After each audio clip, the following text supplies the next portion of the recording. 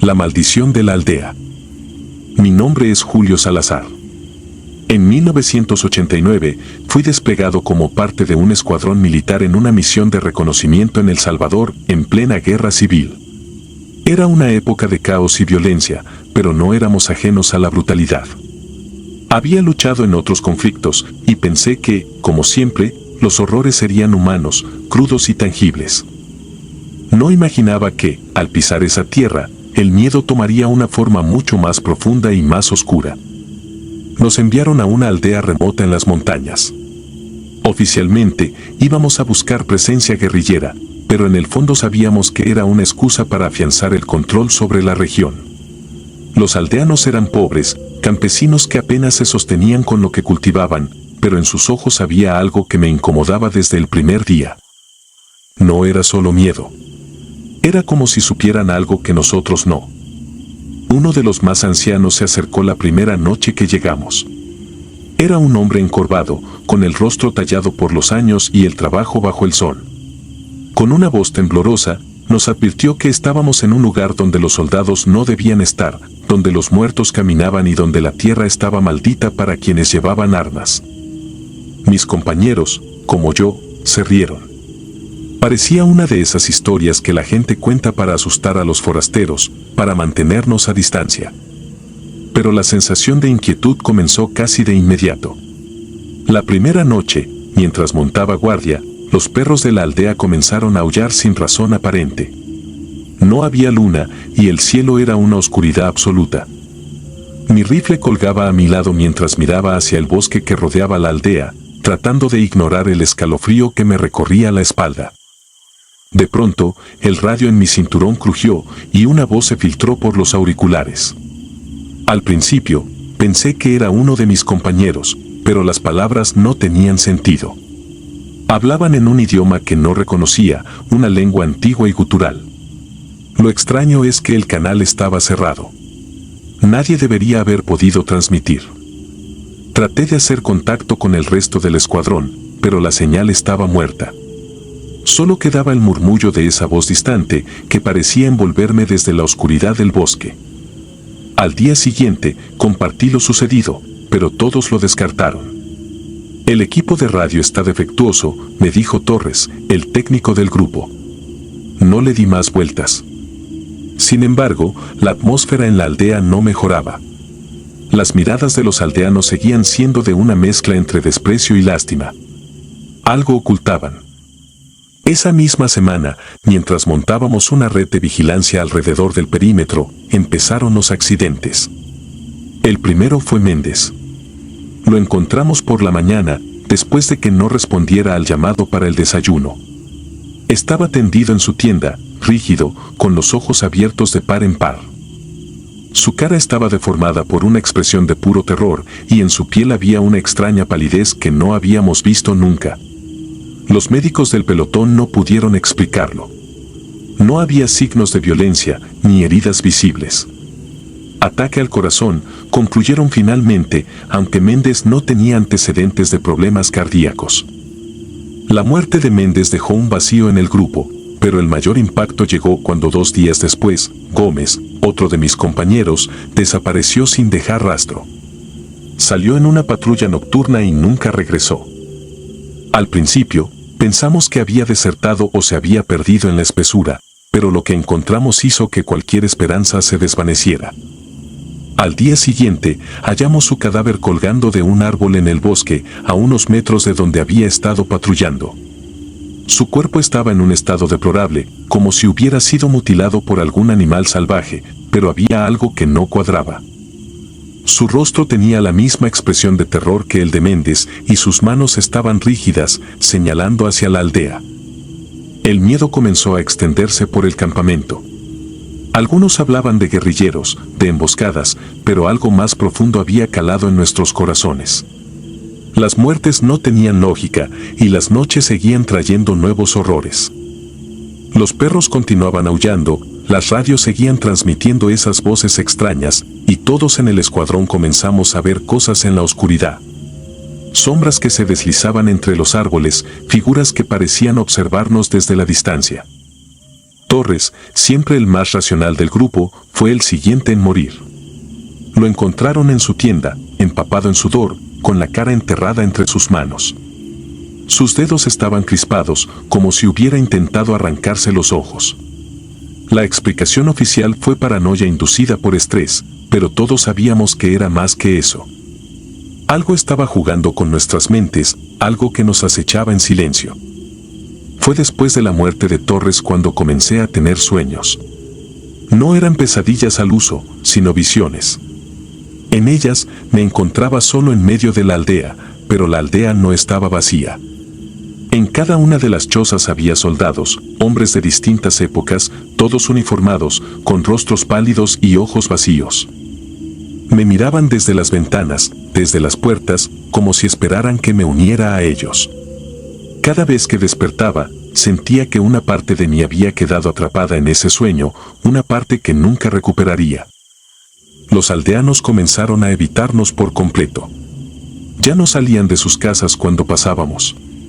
Solo el anciano que nos había advertido al principio continuaba viéndonos, siempre desde la distancia, con una mirada de resignación, como si supiera que ya estábamos perdidos. Los últimos días antes de la evacuación fueron los peores.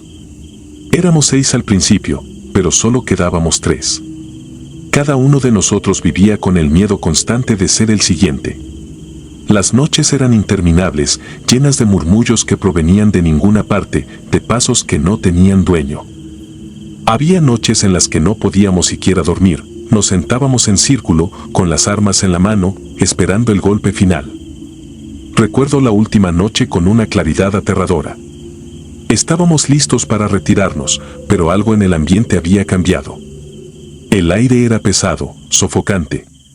Nos refugiamos en una de las casas abandonadas de la aldea, temblando, esperando que la luz del día nos trajera algún tipo de salvación. Pero la salvación nunca llegó. En medio de la noche, me desperté abruptamente. Los aullidos de los perros habían cesado y el silencio era absoluto. De repente, las radios comenzaron a chisporrotear de nuevo, esta vez con más fuerza. Las voces eran más claras, pero seguían siendo incomprensibles. Me incorporé, empapado en sudor, y entonces lo vi.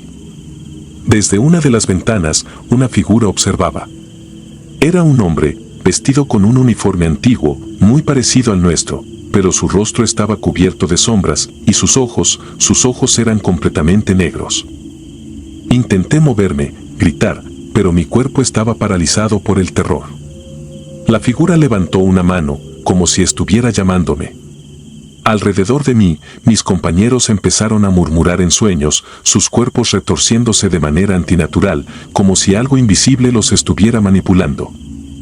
La figura se acercó a la puerta, y fue entonces cuando todo se desvaneció en una oscuridad profunda, sofocante. Desperté al amanecer, solo. Mis compañeros habían desaparecido, y no quedaba rastro de ellos. Las radios estaban apagadas, los perros muertos, y la aldea completamente vacía. Caminé durante horas hasta que finalmente fui encontrado por otro escuadrón. Nunca pudieron explicar lo que sucedió en esa aldea. Las muertes fueron catalogadas como accidentes en combate, pero yo sabía la verdad. Esa tierra estaba maldita, como lo había advertido el anciano. Los espíritus de los soldados caídos, aquellos que habían pisado esas tierras antes que nosotros, habían reclamado a mis compañeros, uno por uno. Y ahora, incluso en la seguridad del cuartel, siento su presencia, en las sombras, en los susurros del viento. Sé que algún día vendrán por mí también. A veces, en medio de la noche, oigo el crujido de las radios. Y las voces, las mismas que escuché en la aldea, me llaman.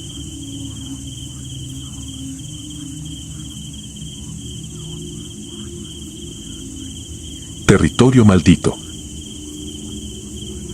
Era 1996, una misión rutinaria en la selva del sur de Chile. Yo era un soldado raso, parte de una unidad de reconocimiento del ejército, pero aquel día marcó mi vida de una manera que jamás podré olvidar. Si alguien me hubiera advertido lo que ocurriría en ese lugar, habría desertado sin pensarlo 2 veces, pero ¿quién iba a creerlo?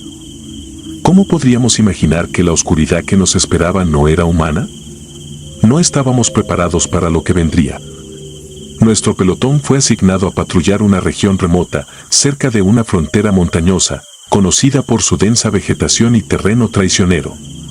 El objetivo era claro: explorar el área, asegurar que no hubiera actividad ilegal de contrabando o movimientos paramilitares. Pero desde el principio, todo se sintió diferente. La primera advertencia llegó del viejo sargento Ortega, un hombre curtido por más de 25 años en el ejército, alguien que rara vez mostraba emociones. Mientras revisábamos los mapas antes de partir, lo vi observando el terreno con una mezcla de preocupación y miedo. Se me acercó en silencio y susurró, casi como si no quisiera que los demás lo oyeran: este lugar no es como los demás. Hay historias que los lugareños cuentan sobre el Cerro Malalue, no deberíamos ir allí. Lo miré extrañado. Ortega nunca fue de creer en leyendas ni supersticiones, pero había algo en su mirada que me incomodó profundamente. Sin embargo, las órdenes eran órdenes. Debíamos movernos. El primer día en la jungla fue agotador, aunque aparentemente normal. Avanzamos con dificultad a través de la densa maleza, el suelo resbaladizo y cubierto de hojas podridas que desprendían un olor nauseabundo. A medida que el sol caía, un manto de oscuridad absoluta se apoderaba del lugar, y con él, el silencio. Ni siquiera el sonido de los animales nocturnos parecía quebrar esa opresiva calma. Esa noche, establecimos un campamento temporal al borde de una quebrada. La humedad era sofocante y el calor, asfixiante. El ambiente se sentía espeso, como si el mismo aire nos envolviera en una especie de asfixia invisible. A pesar del cansancio, me costaba dormir. Sentía una inquietud creciente, como si algo, o alguien, nos estuviera observando desde las sombras de la selva.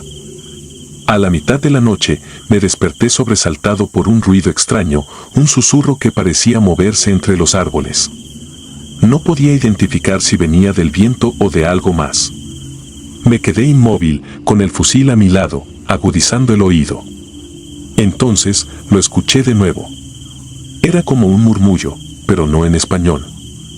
Parecían palabras antiguas, guturales, mezcladas con el sonido de las ramas al moverse. Miré a mi alrededor y noté que no era el único que lo había escuchado. Ortega estaba despierto, con los ojos muy abiertos y la mandíbula tensa. Se levantó lentamente y se acercó a mí. «Es ella», susurró apenas. «La bruja de Malalue». Al día siguiente, el ambiente entre nosotros era tenso, como si todos supiéramos, aunque ninguno lo dijera en voz alta, que algo iba terriblemente mal. La selva se volvía cada vez más hostil a medida que nos adentrábamos más en territorio desconocido. Los mapas parecían inútiles, como si la geografía misma del lugar hubiera cambiado. Senderos que debían llevarnos al siguiente punto de encuentro simplemente desaparecían, y la brújula comenzaba a fallar. Una de las cosas más perturbadoras fue que la selva, que antes estaba llena de los sonidos habituales de la naturaleza, se había vuelto inquietantemente silenciosa. Ni un solo pájaro, ni un insecto. Solo nuestras pisadas crujientes y la pesada respiración de los hombres. Era como si algo, una presencia, hubiera ahuyentado toda vida del lugar. Para la tercera noche, las cosas comenzaron a salirse de control. Uno de nuestros compañeros, el cabo Ramírez, comenzó a comportarse de manera extraña. Decía que veía sombras moviéndose entre los árboles, figuras que lo observaban desde el borde de nuestra vista, siempre al acecho, siempre en silencio. Al principio pensamos que estaba alucinando por el agotamiento, pero pronto otros comenzaron a decir lo mismo. Yo mismo vi algo esa noche, una sombra alta, encorvada, que se deslizaba entre los árboles a una velocidad imposible. No hacía ruido, pero cada vez que la veía, una oleada de frío recorría mi espalda. La situación empeoró cuando Ortega cayó enfermo. Parecía un simple resfriado al principio, pero su estado empeoró con rapidez. Comenzó a delirar, diciendo cosas incomprensibles. Lo más aterrador era que, en su fiebre, repetía una y otra vez el nombre de la bruja, como si estuviera hablando con ella directamente. Esa noche, mientras los demás intentaban descansar, me quedé a su lado. En un momento, agarró mi brazo con una fuerza sorprendente para alguien tan debilitado. «Nos observa, está cerca», me dijo con los ojos vidriosos. «¿Quiere que nos vayamos o que nos quedemos para siempre?». No pude responderle. La verdad era que yo también sentía que algo nos acechaba, algo mucho más peligroso que los animales salvajes o los rebeldes que buscábamos. Esa noche, Ortega murió. Nunca había visto a un hombre morir de esa manera. Su piel se tornó gris, como si hubiera sido drenado de toda su sangre, y su expresión se congeló en un rictus de puro terror. Los médicos del pelotón no podían explicarlo, simplemente dijeron que había sido una infección, pero nadie lo creía. El día después de su muerte fue el punto de quiebre. Decidimos abandonar la misión y regresar a la base, pero no importaba cuánto camináramos, parecía que no avanzábamos. El terreno se volvía más difícil, las sombras en la selva más amenazantes. La sensación de ser observados era insoportable. Entonces ocurrió lo peor.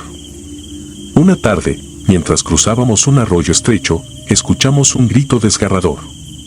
Uno de los soldados, Figueroa, había desaparecido en medio del grupo. Todo pasó en segundos. Lo vi de pie al borde del arroyo, y luego, como si algo lo hubiera jalado con una fuerza inhumana, simplemente desapareció en la oscuridad de la vegetación. No pudimos encontrarlo, solo escuchamos sus gritos, que se desvanecieron en el aire. Intentamos seguir su rastro, pero era inútil. Estábamos atrapados. No había otra palabra para describirlo. La selva nos había cerrado el paso, y cada intento por salir solo nos llevaba más profundo en ese infierno verde. Las noches siguientes fueron las peores de mi vida. Los susurros regresaron, más fuertes, y las sombras parecían acercarse cada vez más. Una madrugada, mientras vigilaba el campamento, vi algo que jamás olvidaré. A la luz tenue de una luna escondida entre las nubes, vi una figura de pie, apenas a unos metros de mí. Era una mujer, o al menos eso parecía. Su piel era pálida, casi translúcida, y su cabello caía en mechones largos y enmarañados. Sus ojos eran dos pozos negros, vacíos. No emitía sonido, pero la vi alzar una mano y señalarme. En ese momento, un frío indescriptible recorrió todo mi cuerpo, paralizándome. Quise gritar, pero no pude. Solo la observé, inmóvil, hasta que desapareció en la niebla. A la mañana siguiente, decidí que no importaba lo que los demás dijeran, yo me iría de allí. Prefería enfrentar una corte marcial antes que quedarme en ese lugar maldito. Junto con 2 compañeros, intentamos tomar un camino distinto, pero al caer la tarde, llegamos al mismo lugar donde habíamos comenzado. Era como si la selva misma se estuviera burlando de nosotros. Finalmente, tras lo que parecieron días eternos, encontramos un grupo de rescate. Habíamos estado desaparecidos más tiempo del que pensábamos. Nos dijeron que llevábamos casi 2 semanas sin comunicación, cuando para nosotros habían sido apenas unos días. Solo 5 de los 12 que entramos en la selva salimos con vida. Nunca encontramos los cuerpos de los otros. La investigación oficial concluyó que el terreno y las condiciones climáticas extremas habían sido las responsables de las muertes y desapariciones. Pero los que sobrevivimos sabemos la verdad. No era el clima, ni la selva. Era ella, la bruja. Desde entonces, no he vuelto a dormir bien. Algunas noches, en la quietud de mi casa, juro que puedo escuchar esos susurros, y a veces, en la oscuridad, siento su mirada, esperando, vigilando, como lo hizo en la selva. Si te gustaron las historias de terror, regálanos tu like y coméntanos qué te gustaría escuchar en el próximo capítulo. Y si no estás suscrito o suscrita, te invito a que lo hagas para que no te pierdas lo mejor del archivo del terror. Sin más, gracias por escucharnos, hasta la próxima.